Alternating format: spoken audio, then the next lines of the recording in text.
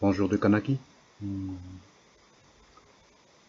Je suis Wahopi Machane, je suis secrétaire général du collectif des subrogés tuteurs et des défenseurs de droits. Euh, Nous avons organisé un meeting le 16 janvier 2017, toujours dans la continuité de la mobilisation du 26 octobre 2016 pour le démantèlement ou le déboulonnage de la statue Olry. Euh, le 16, on n'a pas pu démonter la statue, on n'avait pas de camion, et on n'avait pas de grue. Mais on est en train de travailler dessus pour que la prochaine fois, on aura le matos. Toujours est-il que le 16 janvier, on a occupé la place de 7h du matin jusqu'à à peu près 16h, 16h30, 17h. On a fait des tours de parole, le micro était libre. On a pu dénoncer beaucoup de choses. Les personnes qui étaient là. Euh, il y avait au moins 4 grands chefs, 5, 6 chefs de clan et beaucoup de chefs de famille, avec des mamans, des petits frères, et des passants, des touristes. Euh, Ça s'est passé tranquillement. Et là, cette fois-ci, on avait du matos, on a réussi à avoir un petit groupe, des petites baffes, micro, donc tout s'est bien passé. On a pu dénoncer le système colonial français, comme d'habitude, le système néocolonial calédonien. On a pu dénoncer toutes les petites magouilles des francs-maçons du côté de l'île de Lifou, qu'on appelle Djehou en langue, notamment par rapport à l'infiltration des réseaux francs-maçons dans les grandes chefferies pour asseoir les business au niveau des hôtels, euh, des infrastructures de gestion de gaz, de pétrole, enfin ça va bientôt être la folie. On est une petite île de 400 km de long et 60 de large, mais ça y est, c'est la France-Afrique à tout, hein. Mais bon, voilà, pour rebondir. Alors, après le 16 janvier, après qu'on ait bien dénoncé, le collectif, enfin les gens qui étaient là, euh, ont demandé au collectif de réitérer encore ce genre de mobilisation, c'est-à-dire des mobilisations où on est toujours dans l'optique de déboulonner la statue. Mais cette fois-ci, il faut qu'on mette bien les choses au clair. Enfin, ce collectif-là, il est là pour positionner l'État français, pour que l'État français se responsabilise. Parce que c'est l'État français qui a colonisé la Kanaki le 24 septembre 1853. Ce n'est pas la mairie de Nouméa. Là, il ne faut pas qu'il commence à se défausser, là, à jouer au ping-pong. Ah, c'est pas moi le propriétaire, c'est la mairie. La mairie va dire non, j'ai pas les droits de propriété, mais c'est maman la France. Non, non. L'État français qui va dire à ta petite mairie, de, à son conseil municipal de mars 2017, de faire en sorte que la prochaine fois que le collectif va organiser quelque chose, on ait un rendez-vous avec la mairesse. Et à ce rendez-vous, la mairesse nous dit j'ai un camion de la municipalité, j'ai une grue à votre disposition avec une équipe technique qui vont vous aider à déboulonner ces statuts. Et nous, il faut qu'on soit bien clair avec l'État, avec la mairie et avec les clans. Ce n'est pas au collectif de déboulonner ça. Et moi, je pense que ce n'est pas au clan de déboulonner. Parce que c'est pas les clans qui ont mis ces statuts. C'est les blancs qui ont mis la statue. C'est aux blancs de tirer ce qu'ils ont mis illégalement ici. Nous, le peuple kanak, les clans kanak, ils n'ont pas à aller se salir les mains. Eux, ils vont juste venir pour assister au déboulonnage de la statue. Par les gens de la mairie même, ils vont déboulonner la statue de Olry. Ils vont la mettre dans le camion. Et avant de la mettre dans le camion, les militaires ils vont être au garde à vous, FAMAS, tac, tac, tac. Au moment où il va passer, une salve d'honneur, coup de fusil en l'air, bam, bam, bam, pour saluer un général. Parce que c'était un général, même si c'était un sacré connard, mais c'était un général. Il faut saluer l'héroïsme, même si c'est un héroïsme mal placé et intempestif. Il faut le saluer. L'armée française va saluer l'héroïsme de ces talibans. Ensuite, il y aura un convoi militaire, direction, il a le choix, soit Tantouta, soit le Kefed. Si c'est Kefed, c'est bateau. Bateau, arrivé là-bas à Marseille, Toulon ou Bordeaux, quand, quand la statue descend, c'est pareil. Il y a une ligne, coup de fusil, convoi militaire, direction à la famille. Si c'est par avion, c'est nommé à Tantouta, Paris. direct. Voilà. La suite qu'on va donner pour après le 16 janvier de 2017, nous avons décidé d'aller bloquer le tribunal de Nouméa. Parce que c'est là que toute l'injustice française, en fait, nous percute vraiment.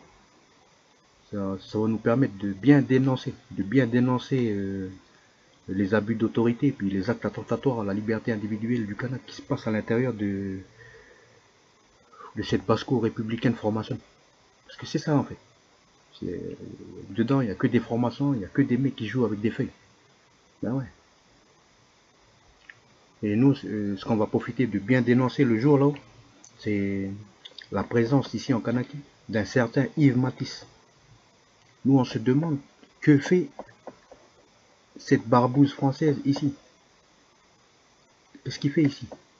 Nous, on rappelle à la Kanaki, on rappelle à tous les petits frères qui sont en France, on rappelle à tous les petits blancs dits français qui zonent ici, là, en Kanaki, que Yves Matisse, il a géré par téléphone une cellule de crise là-bas, dans l'endroit qui s'appelle Stevens. Il y a un barrage qui devait être mis en place, mais il y a des activistes environnementaux qui ont refusé le projet, qui se sont positionnés, et voilà, les forces de l'ordre sont venues pour dire, bon, allez, tirez-vous, c'est la France qui commande ici, même si c'est la terre de Gaulois, mais c'est bon, allez, vous virez. Et malheureusement, dans les mouvements de foule, il y a un gendarme qui a fait poum, quand il a tiré, bim bam boum. Il y a un, il y a un militant qui s'appelle Monsieur Rémi Fraisse. Il a reçu une balle dans le dos. Dans le dos, il a reçu la balle. Et par la suite, il est mort. Quand je dis la balle, c'est un lacrymo, mais bon, il est mort. Le frère là, il est mort pour toujours. Mais l'affaire, elle a été classée. Elle a été classée, l'affaire. Et malheureusement pour lui, celui qui a géré l'affaire la crise par téléphone, c'est le mec qui s'appelle Yves Matisse. Alors nous, on va dénoncer ça au mois en février là. La rentrée, c'est le 15 février, 15 février 2017. Nous, on va calculer à peu près le premier week-end. Ouais, le premier week-end ou le vendredi ou quelque chose comme ça. De toute façon, on va faire un communiqué de presse. On va écrire un communiqué de presse, on va le scanner, on va le mettre sur Facebook, la totale. Tout pareil. Même le Haut-Saria sera au courant du Haut-Saria, de la plus grande institution française jusqu'à la plus petite. Ils vont tous être au courant. Avec tous les tampons qu'il faut. Tampons et signatures, datés. Alors nous, là-bas, quand on va être sur place, on va bloquer le tribunal, on va dénoncer les francs-maçons, on va dénoncer la justice coloniale. Mais on va surtout pointer du doigt cette histoire de Monsieur Detex, cette histoire de Monsieur Yves Matisse, là. Parce que c'est vraiment pas clair. Lui, en France, il a géré une situation de crise où il y a un jeune qui est mort dans des conditions bizarres et il n'a pas été poursuivi. Il est muté ici. Et comme par hasard, dès qu'il est muté ici, pas longtemps après, il y a le jeune William Décoiré qui meurt là-bas dans un contrôle de gendarmerie encore. De gendarmerie encore. Bon, faut vraiment qu'on voit ça. Et ensuite, pas longtemps après, il y a le jeune Noraro. Et dans la version officielle, ce sont des jeunes des jeunes ou des gens de Saint-Louis même qui ont tiré. Et ça, c'est la version officielle. Et nous, on veut vraiment qu'il y ait une enquête. Parce que l'état de justice doit être rendu quand même. Bon. Mais pour ce qui est de l'affaire de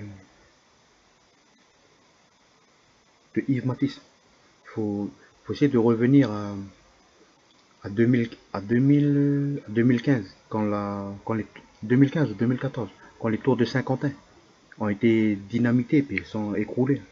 Ils ont été dynamités avec un explosif qui s'appelle le 6 Alex. Et le jour où les tours se sont fait exploser, ce n'est pas la totalité des explosifs qui ont été utilisés. C'est juste une partie. Et l'autre partie a été utilisée après en 2015 là-bas. Elle a été utilisée en 2015 pour les attentats de Paris. Et pour ça, nous, ce qu'on vous dit là, il y a une plainte dans plusieurs tribunaux internationaux pour ça. C'est quelqu'un qui a porté plainte. On a tous les papiers, on a photocopié, on les a mis dans 10 clés USB, on les a dispatchés dans toute la Kanaki. Comme ça, il n'y a pas de problème. Si jamais il y a un problème, il y a une des clés qui va ressortir. Et puis voilà, bim bam boum, on va pas pinailler. Donc, Il y a l'affaire des tours de Saint-Quentin. Une partie des explosifs explose les tours de Saint-Quentin, l'autre partie part en France pour faire les attentats de Paris, ce qui provoque l'état de crise, ouais, l'état d'urgence, qui provoque ben, tout ce qui se passe là, les abus d'autorité, les lois liberticides, les patatis, les dieudonnés, ceci, cela, tout, la totale. Après, par la suite, nous, ce qu'on a su après, c'est par rapport au réseau qui nous a fait montrer cette fameuse plainte.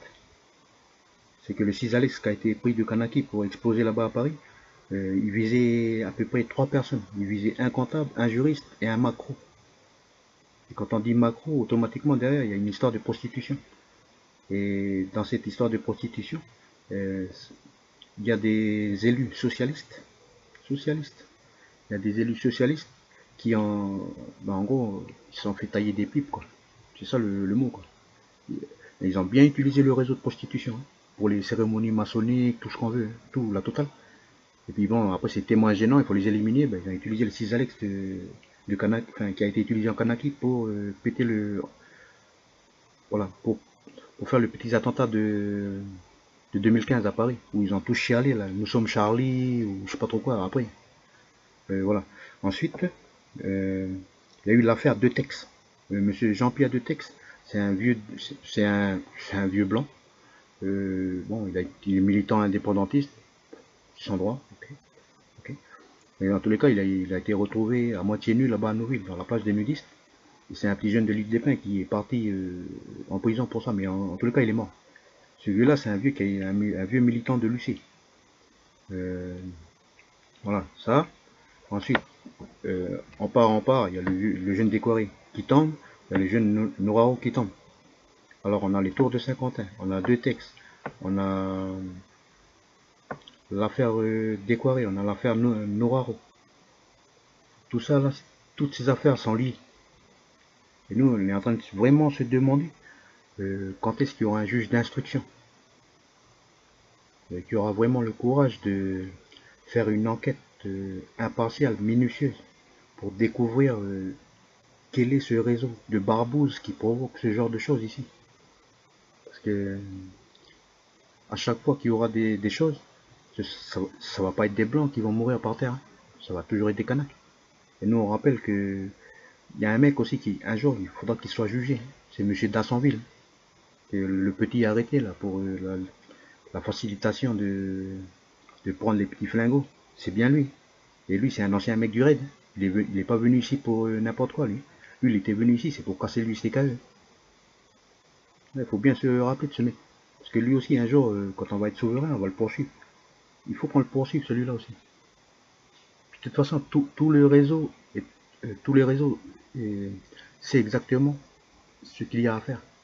S'il y a un qui tombe dans le réseau, le reste, ils prennent le relais. Il y a les 10 clés USB, bim, bam, boum. Notre réseau, il part jusqu'en Algérie, il va jusqu'au Maroc, il va en Tunisie, il est même en Indonésie.